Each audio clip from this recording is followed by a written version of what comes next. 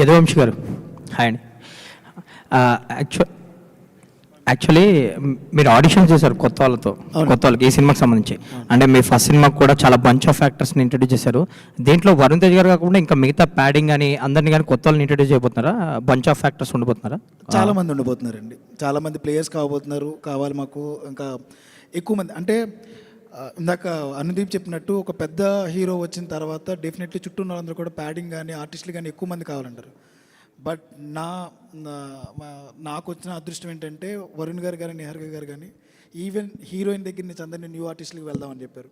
That is very good thing. And అందరూ తెలుగు వాళ్ళకి వెళ్దామని కూడా చెప్పారు, మాకు కావాల్సిన హీరోయిన్తో సహా.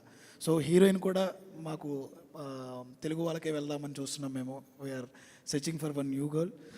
అలాగే దొరికారు చెప్తాం ముందు మిగతా ఆర్టిస్టులను కూడా ఆడిషన్స్ నుంచి చాలామంది తీసుకున్నాం.